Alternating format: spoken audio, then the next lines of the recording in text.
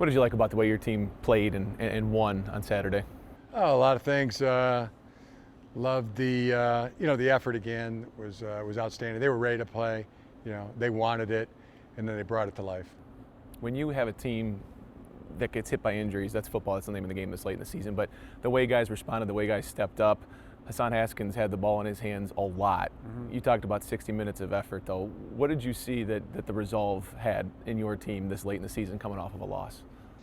Yeah, I thought the team was fresh. I thought it was healthy. We can be even healthier this week. Hopefully, get some guys back. But yeah, the persistence, like I said, making it come to life.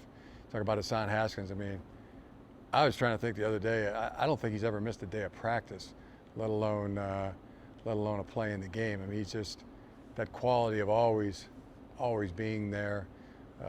He's got it. And other guys. I mean, some more other guys that stepped up. Taylor Upshaw was one who had a big game. I mean, 3 or 4 tackles, a couple sacks. I think 4 TFLs. Contributed maybe 3 or 4 of the quarterback hurries. If we had 9, there was a lot of good. No duo in the country has more sacks than David Ojabo and Aiden Hutchinson.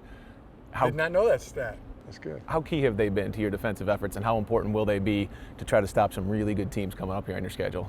Yeah, it's huge. Aiden Hutchinson is putting together a tremendous year. He's getting held a lot, and still getting production and hurries and TFLs and sacks. David Ojabo is really having also an excellent year. With the ability to get the ball out, create the turnover, and then and we just mentioned Taylor. Now there's 3 guys there that are really doing the job, and it's been Aiden, David have been terrific all season. How much pain is Cade McNamara playing through right now? Because you acknowledged that he was working through something in the second half. That's why J.J. McCarthy played a little bit more than you had planned. How much pain is Cade playing through right now? I don't know. I mean, not inside of his body or anything, but I mean, he's a tough guy, and you watch it through practice. I mean, it's a point of where you refresh. Yeah.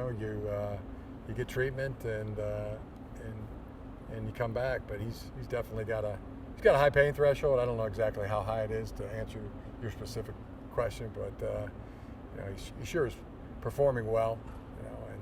And doing a heck of a job. I think he's having some of his best games right now.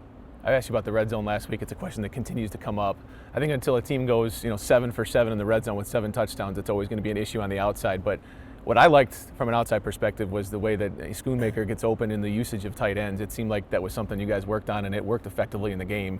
Yeah. How key is Schoonmaker? How key is Eric All to this offense in the red zone if you can continue to use that with the running backs you have?